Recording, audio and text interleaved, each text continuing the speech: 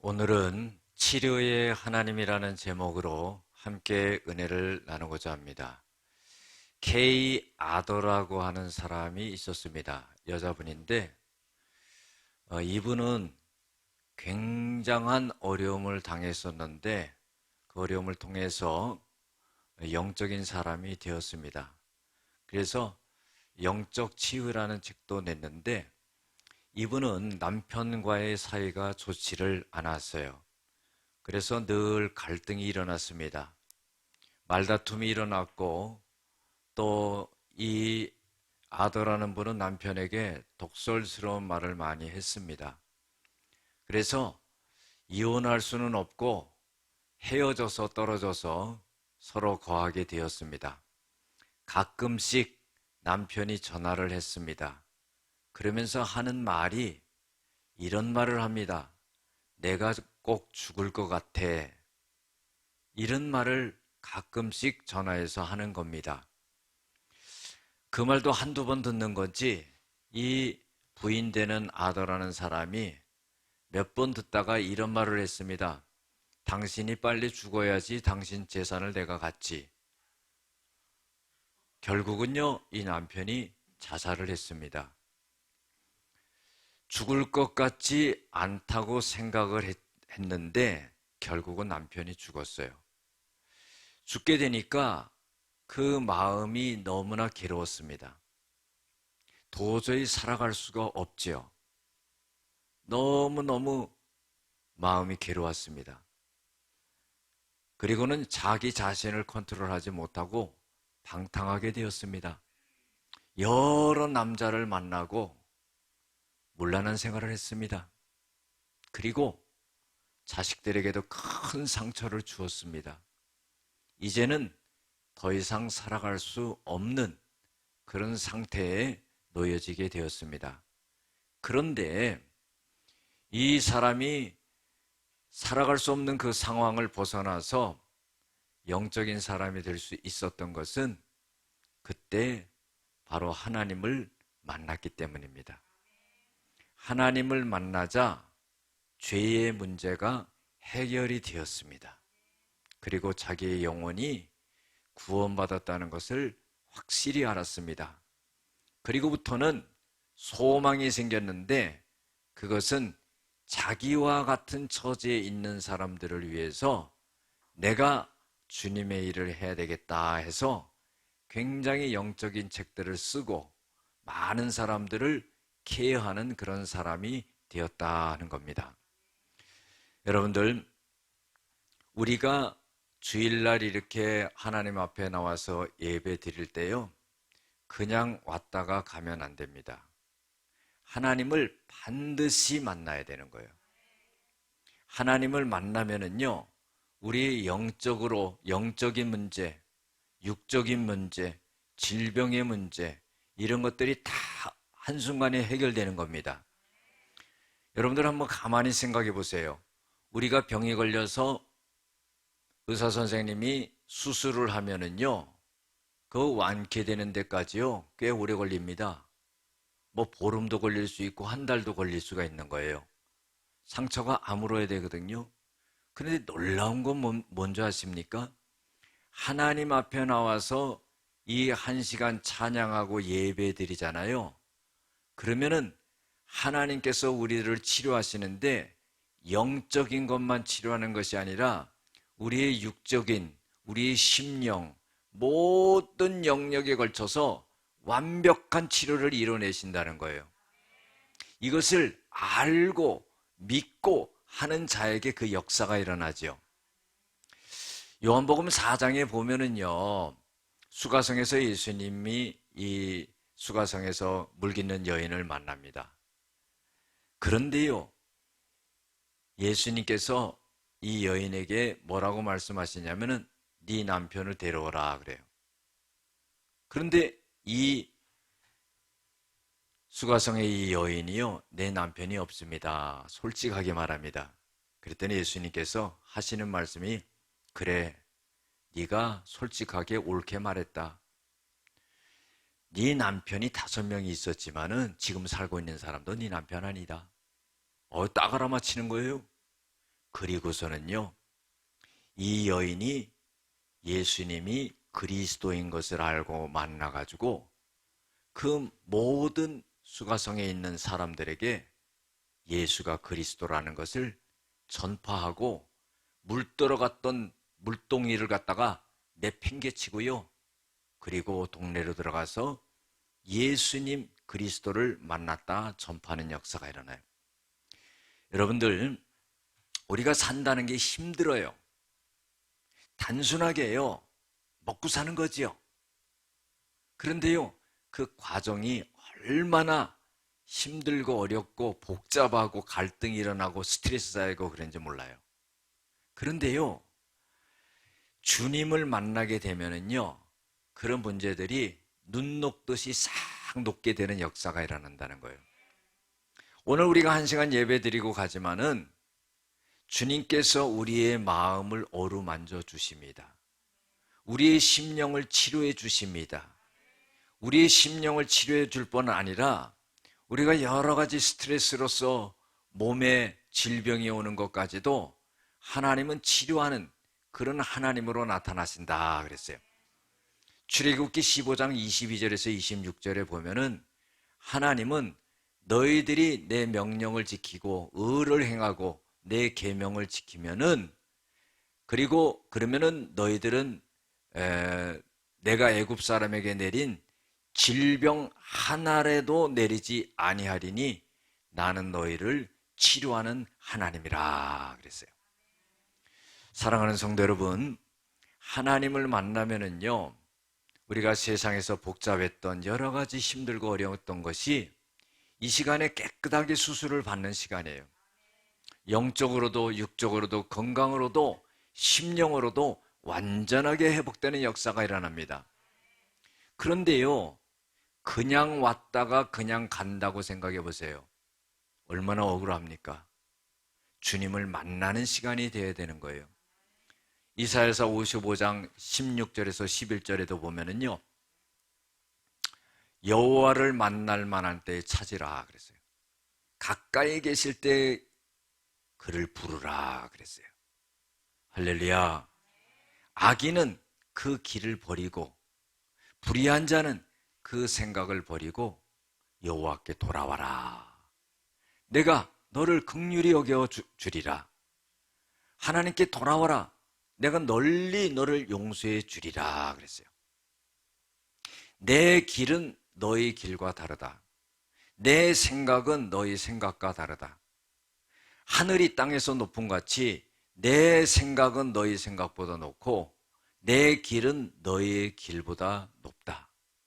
비와 눈이 하늘에서 내려서 그냥 돌아가지 아니하고 씨 뿌리는 자에게 그 종자와 먹을 것을 풍성하게 주듯이 내가 너희들에게 하는 그 말이 그냥 헛되이 나에게로 돌아오지 아니하고 나의 기뻐하는 일을 하고 내가 보낸 일에 형통하리라. 할렐루야. 고린도후서 6장 2절에도 그랬죠. 지금은 은혜 베풀 때에 너희가 듣고 구원의 날에 너를 도왔다 하리니 지금은 은혜 받을 만한 때요, 보라 지금은 구원의 날이로다. 기회가 있는 거죠. 하나님의 말씀이 들려지고 하나님의 말씀을 들을 때요, 기회가 있는 겁니다. 어떻게 우리가 하나님을 만납니까? 오늘 이 시간을 통해서 하나님은 우리에게 말씀으로 찾아오시는 거예요. 중요한 것은 뭐냐면 우리의 마음의 심령의 상태고 자세입니다. 어떠한 마음을 갖고 어떠한 자세를 갖느냐가 너무 중요합니다. 대나무가요, 잘 자라지 않습니다. 그런데요, 몇 년 동안 땅속에 있다가 싹이 나기 시작하면서 비가 내리면 하루에도요 30cm, 50cm 쭉쭉 자랍니다. 저는 개인적으로 그런 생각을 합니다. 목사로서. 여러분들이요, 주일날 낮예배만큼 예배 드릴 때 하나님의 말씀을 들을 때 그 말씀을 듣고 그 말씀대로 결단하면은 대나무가 하루에도 30cm, 50cm 자라듯이 여러분의 믿음이 확 자란다고 봐요. 그것은 뭐냐면은 결단이거든요. 우리가요, 예수님 당시도요, 세 종류의 부류의 사람들이 있었습니다. 한 종류는 뭐냐면은 구경꾼입니다. 군중들이에요. 그냥 예수님을 쳐다보고 구경하는 사람들이에요.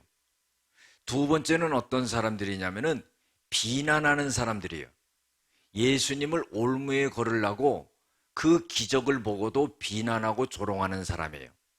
세 번째는 어떤 사람이냐면은 예수님을 만나는 사람이에요. 그 많은 사람들이 있었지만은 예수님을 만나는 사람들은 극히 적었어요. 저는요, 예수님을 만난 사람은 어떤 사람이냐? 그 사람은 기적을 체험하는 사람이에요. 주님의 말씀을 경험하는 사람이에요. 그런데요, 문제는 뭐냐 하면은 은혜를 받는 단계로 끝나는 사람이 있다는 거예요. 우리가요, 설교 말씀 듣고 하나님 말씀 듣고요, 은혜 받았어요. 은혜 받은 걸로만 뭐가 돼요? 은혜 받은 걸로만 뭐가 되냐 이 말이에요. 그 은혜 받은 것을 실천을 해야 된다는 거예요. 그럴 때 만난 거예요. 여러분들, 우리가 회개하는 것도 마찬가지예요. 내가 잘못했다는 건 머리로 깨달아요. 가슴으로 통회해요. 그리고 끝나면 그거 회개가 아니에요.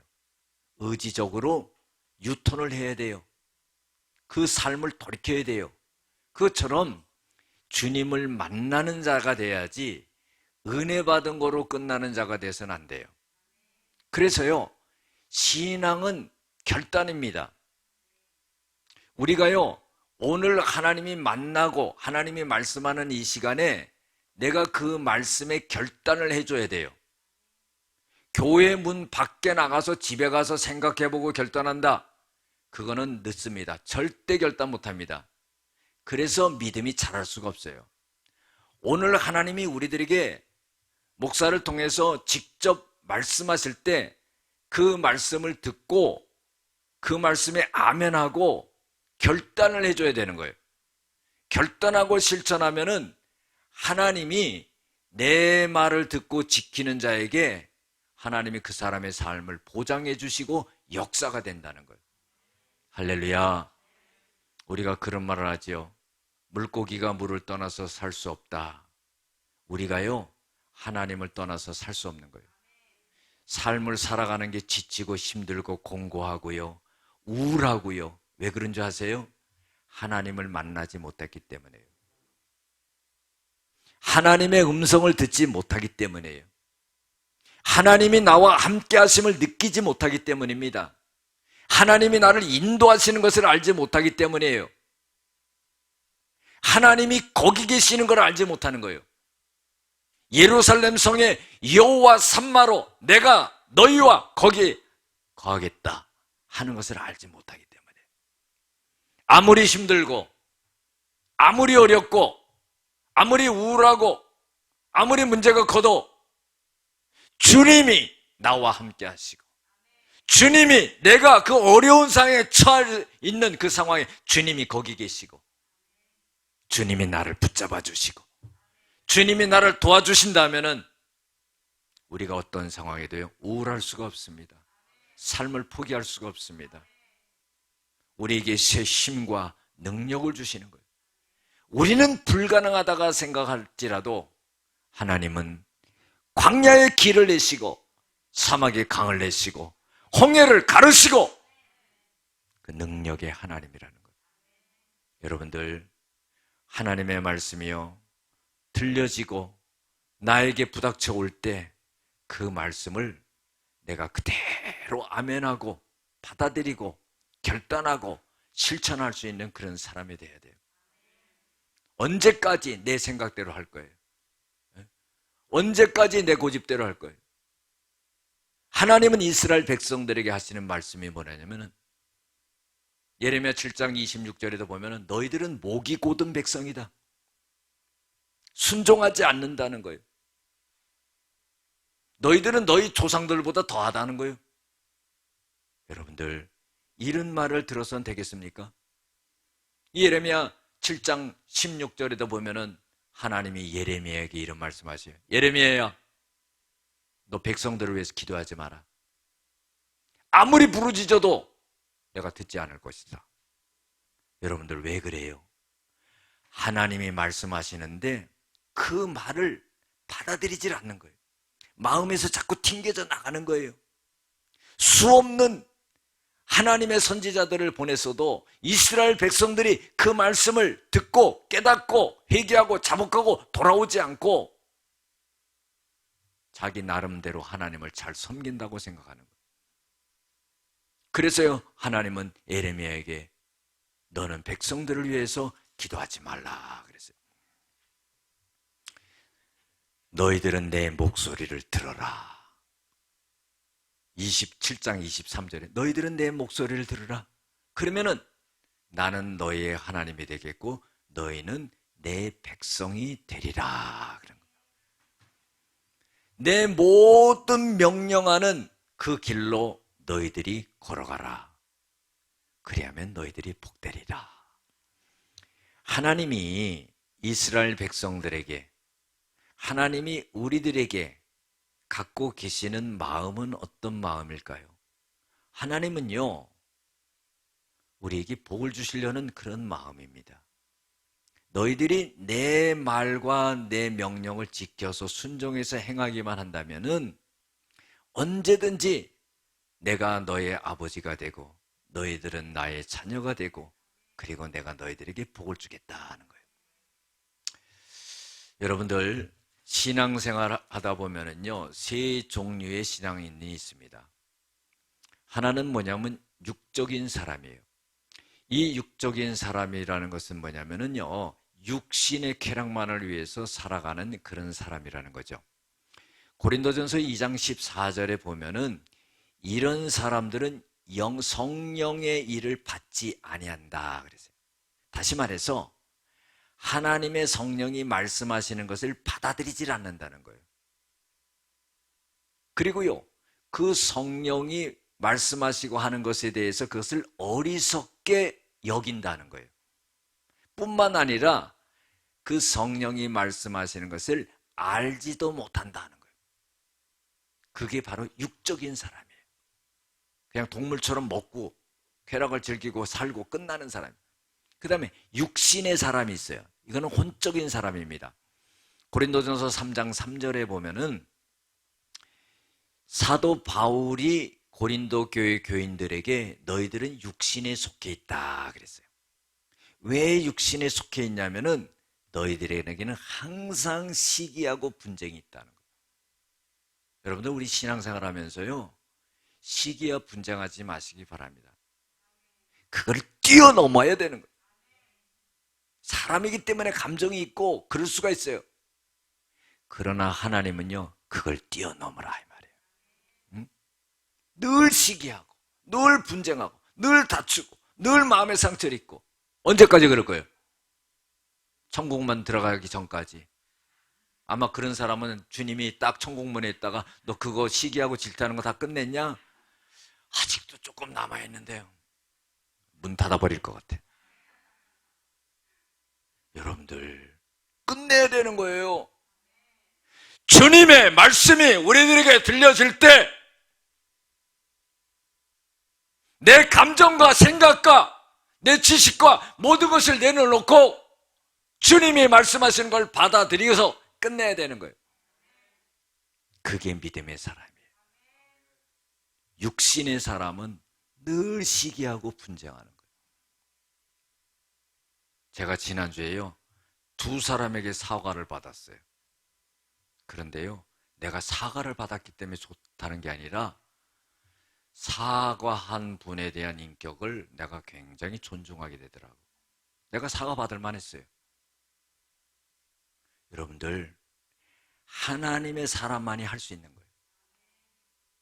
우리가 자존심이 있고 자존감이 있다고 그랬죠. 자존심은 뭐냐? 속된 말로 똥꼬집이에요. 여러분들 똥꼬집 센 사람 볼 거 없어요. 거기다가 나이가 70 넘어가잖아요. 그럼 볼 거 없는 거예요. 완전히 굳어져가지고. 그러니까요, 그런 사람 오면 슬슬 피합니다. 왜 그렇게 돼요? 지금서부터 그렇게 지가 연습한 거예요. 누구 탓할 필요도 없어요. 똥꼬집 버려야 되는 거예요. 자존심 버려야 되는 거예요. 뭐가 있어야 되느냐? 자존감이 있어야 돼요. 이 자존감은 주님이 나에게 주시는 마음이에요. 자기를 높이는 거예요. 주님이 나에게 주시는 마음을 갖고 있으면은 자기가 높여지는 거예요. 다른 사람이 나를 높여주는 거예요. 얼마나 좋습니까? 그 육신의 사람이 되어서는 안 된다 하는 거예요. 시기하고 분쟁해서는 안 된다는 거예요. 여러분, 첫째 되는 계명, 둘째 되는 계명 아시잖아요. 마태복음 22장 37절 40절에도 보면은 첫째 되는 계명, 마음과 목숨과 뜻을 다해 내 하나님을 사랑하고, 이게 첫째 되는 계명이에요. 둘째도 이와 같으니 내 이웃을 내 몸과 같이 사랑하라. 이것이 온 율법과 선지자의 강령이라. 강령은 뭐예요? 강한 명령이라 이 말이에요. 군대 용어예요. 군대 용어는요, 그거 안 지키면 총살입니다. 앞으로 전진하는데 뒤로 가봐요, 총살이죠. 강한 명령이라는 거예요. 이거는 이걸 좀 해볼래 하는 게 아니에요. 주님께서 우리에게 뭐예요? 이건 강한 명령이다. 이건 네가 생각해서 네 자유의지로 판단해서 해야 될 문제가 아니라 하나님을 사랑하고 이웃을 사랑하는 것은 강한 명령이다 이 말이에요. 이것을 해야 된다는 거예요. 그때 자유함이 있는 거예요. 여러분들 자유하게 살아야 돼요. 네?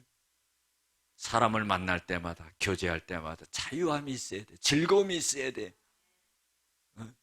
세상에서는요, 이 사람 저 사람 만나면서 힘들고 고통스러워. 교회에 오면 자유로움이 있어야 돼. 기쁨이 있어야 돼. 은혜가 있어야 돼. 즐거워야 돼요. 얼마나 좋아요.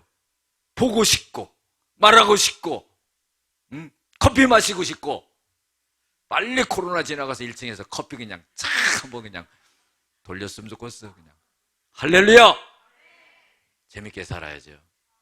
세 번째로 어떤 사람이냐면 영적인 사람이 있어요. 고린도전서 2장 14절에 보면은 뭐라고 말하냐면은 신령한 사람은 판단을 받지 아니한다 그랬어요. 이게 왜 그러냐면은 이게 영적인 사람이에요.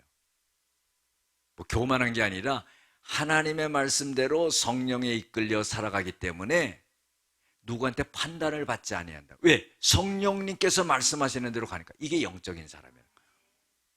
여러분들, 그래서요, 내가 육의 사람인가? 내가 육신의 사람인가? 내가 영적인 사람인가? 선택해야지요. 언제까지 육신에 속한 사람이 되려고 그래요? 영적인 사람으로 가야지요. 선택을 해야 되는 거예요. 그건 뭐냐? 성령의 음성에 그대로 순종해서 가면 된다는 거예요. 할렐루야. 여러분들, 교회에서도 마찬가지예요. 교회는 높고 낮음의 관계가 아닙니다. 그러나요, 목사가 하나님의 말씀을 가르치는 선생이기 때문에 하나님의 말씀으로 지도할 때 그걸 잘 따라가야 되는 거예요. 그건 뭐냐면은 천국을 가는 데 있어서 목사가 가운데 중간중간에 표지판 들고 서 있는 거예요. 일로 가라고, 일로 가라고. 엉뚱한 낭떠러지로 화살표 그냥 바꿔버리면 어떻게 돼요? 떨어져 죽지요. 그렇기 때문에 주의 종의 말에 잘 순종해서 가야 된다는 거예요. 그것은 하나님의 말씀으로 지도할 때 따라가야 된다 이 말이에요. 이게 영적인 사람이라 이 말이에요. 오늘 말씀은 간단합니다. 이스라엘 백성들이요, 이스라엘 백성들에게 대한 하나님의 경고예요. 그것은, 경고는 뭐냐면은 하나님이 심판하시겠다는 거예요. 그 심판은 왜 임했느냐? 우상을 섬겼다는 거예요. 죄악을 섬기고 수많은 선지자를 핍박하고 선지자를 통해서 말씀하신 것을 받아들이지 않았다는 거예요. 돌아오지 않는다는 거예요. 하나님이요, 이스라엘 백성들에게 질려버린 거예요. 여러분들, 말라기 1장 10절에 보면은요, 하나님이 무슨 말씀을 하시는지 아세요? 오늘날 상황에 똑같은 말씀을 하세요. 내 제단에 제물을 불살르게 하지 못하겠다는 거예요. 그건 뭐냐요? 하나님 앞에 제물을 갖고 와서 제사를 못 드리게 하겠다는 거예요. 하나님이 제사를 받으셔야 되잖아요. 근데 하나님은 제사를 못 드리게 하겠다는 거예요. 그리고 하시는 말씀이 성전의 문을 닫을 자가 있었으면 좋겠다 하는 거예요. 왜 하나님이 그러겠습니까? 하나님의 말씀은 듣고 순종하지 않고요, 재물만 갖다가 바치는 거예요. 이 얼마나 잘못됐어요. 이때 예레미야 당시도 이스라엘 백성들이 무슨 생각을 가졌냐면은 하나님 앞에 제사만 드리면은 구원을 받는다, 그런 생각을 가진 거예요.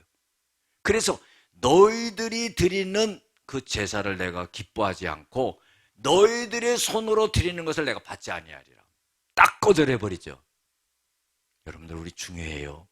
오늘날로 보면은요, 아이고 내가 예배마다 빠지지 않고 예배 그냥 얼마나 많이 드리는지 몰라. 그런 사람 위험해요. 특별히요, 새벽 예배 한 번도 1년 365일 안 빠지는 사람, 위험합니다. 목사가 어느 날 아파가지고 못 나오면요, 아이고 입에 올리고 난리 납니다. 목사님이 새벽 예배를 빠졌다고. 자기는 안 빠졌다 이거지. 힘들어요. 그런 사람은 그냥 다른 교회로 갔으면 좋겠어요. 그 제사만 많이 드리고요, 자기네들이 정말로 하나님이 말씀하신 것을 무엇인지 깨닫고 알고 회개하고 잡아보고 돌아오고 온전하게 하나님께서 원하시는 모습이 되어서 하나님께 제사를 드려야 되는데 그렇게 하지 못했다는 거예요.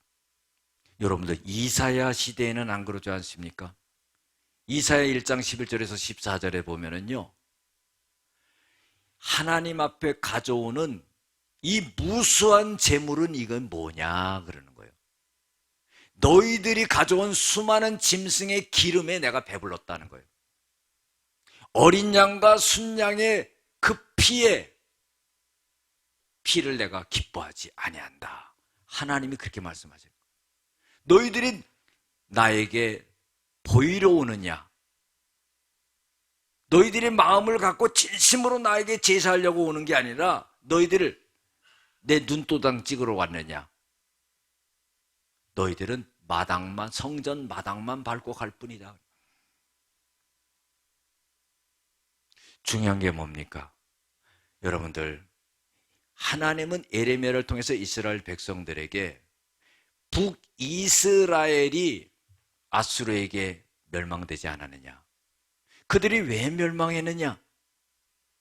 그들이 우상을 섬기고 하나님의 말씀 듣지 않았기 때문에 멸망되지 않았느냐? 그러면 남유다인 너희들도 똑같은 그런 일을 심판을 당하게 될 것이다. 그렇다면은 북이스라엘의 멸망을 교훈 삼아서 예레미야 선지자를 통해서 말씀을 전해줄 때 너희들이 깨닫고 돌아와야 되지 않겠느냐? 그런데 그거를 듣지 않는다는 거예요. 호세아 1장 6장 1절에서 3절에 보면 오라 우리가 여호와께로 돌아가자. 하나님이 우리를 찢으셨으나 낫게 해주실 것이요 치셨으나 고쳐주실 것이다. 그런 거예요. 이틀 후에 하나님이 반드시 우리를 살려주실 것이고 3일이 지나면은 하나님이 우리를 일으켜서 우리를 살리리라. 그런 거예요. 하나님의 그래서 여호와를 알자. 힘써 여호와를 알자. 그의 나타나심은 새벽빛같이 일정하게 항상 우리들에게 나타난다. 늦은 빛처럼 우리들에게 은혜를 베풀어 주신다는 거예요. 할렐루야. 하나님은 뭐예요? 우리에게 돌아오기를 원하는 거예요. 회개하기를 원하는 거예요. 여러분들 돌이키면은요, 하나님은요 째째하시는 하나님이 아니라 묻지도 따지지도 않아요. 우리의 죄를 하나님의 등 뒤로 던져버렸다고 그랬어요. 과거의 죄 때문에요 괴로워하고 힘들어하고 그럴 필요 없어요. 그런 사람은 믿음 없는 사람이에요. 회개하고 딱 끝내야지. 그렇게 콧물 흘리고 회개하고 나서는 기도 끝나면 다시 챙겨가요. 그러면 안 된다. 딱 끝내는 거예요.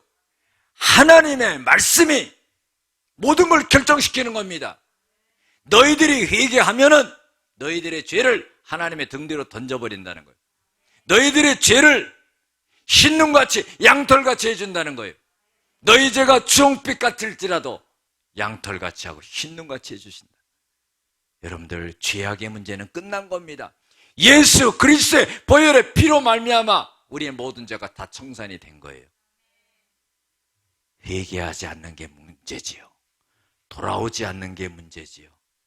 내 잘못된 것을 인정하지 않는 게 문제지요. 그것만 하면은 하나님 모든 것을 돌이키신다는 거예요. 할렐루야. 신앙은 결단입니다. 오늘 하나님의 말씀하실 때 그 말씀을 받아들이고 그것을 행할 수 있는 그런 사람이 되어야 돼요. 나라 전체가 멸망이 되고 죽임을 받고 끌려가고 자기 부인이 바벨론에게 강간을 당하고 거기까지 가야 되겠냐 말이에요. 너의 아내를 다른 사람에게 주겠다는 거예요. 여러분들 끔찍한 일입니다. 여러분들 하나님의 말씀이 들려질 때 우리는요 빨리 그것을 받아들이고 회개하고 자복하고 내 삶을 돌이켜야 돼요. 그때 기쁨이 있는 거예요.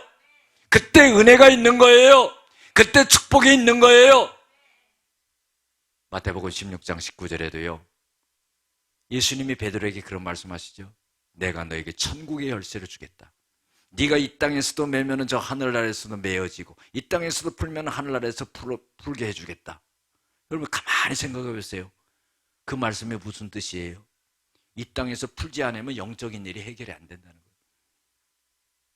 이 땅에서 문제를 풀지 않으면 내 심령이 괴로워서 견딜 수가 없는 거예요. 주님은요 우리들에게 가장 좋은 방법으로 우리를 인도하신다는 걸 알아야 돼요. 간단해요. 근데 복잡하고 어려운 게 아니에요. 너희들은 회개하고 돌아오라 하는 거예요. 그래서요 예레미야가 굉장히 고통스러워하면서 오늘 말씀을 하고 있는 거예요. 슬프다. 근심이 쌓였다. 내가 위로를 받을 수가 없다.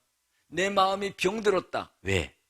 자기 백성들이 고난과 어려움을 당할 것을 생각하니까 끔찍한 거예요. 선지자로서 아버지의 심정으로서 너무나 괴로운 겁니다. 하나님이 시온에 계신데 우리가 구원을 받지 못하는구나. 그러면서 내 백성 딸 내 백성이 상하였으므로 나도 상하여 슬퍼하며 놀라며 잡혔도다. 백성들을 딸이라고 표현을 해요. 예레미야가요 백성들의 아버지처럼. 여러분들 아들이라고 그러지 않고 왜 딸이라고 그랬을까? 제가 한번 묵상을 해봤는데요 아들들은요 머슴아들이니까 좀 고난을 당해도 이겨나가겠지 그런데요 딸이 어려움을 당하면 막 가슴이 그냥 막 찢어지는 것 같이 아플 것 같아. 나는 딸이 없어. 근데 딸이 있었으면 너무나 그냥 이뻐했을 것 같아. 응? 그렇죠? 아들이 조금 어려움을 당하면 머슴하니까 좀 이겨나가겠지. 그런데 딸이 고난을 당했나 봐. 막 맨발로 쫓아갈 거 아닙니까? 그것처럼 예레미야가 자기 딸이 그렇게 고통당하는 것처럼 자기 백성이 그렇게 고난을 당한다. 그 표현을 한 겁니다. 그런데 이런 말을 해요. 결론적으로 22절에 길르앗에는 유향이 있지 아니한가? 그곳에는 의사가 있지 아니한가? 딸 내 백성이 치료를 받지 못하면 어찌민가? 이 결론적인 말씀이에요. 뭡니까? 여러분들 길르앗에는 유향이 있다고 그랬어요. 이건 치료제예요. 길르앗에는 의사가 있다는 거예요. 의사가 있으면 고침을 받죠. 여러분들 영적으로 이게 뭡니까? 왜 하나님을 찾지 아니하는가 하는 거예요.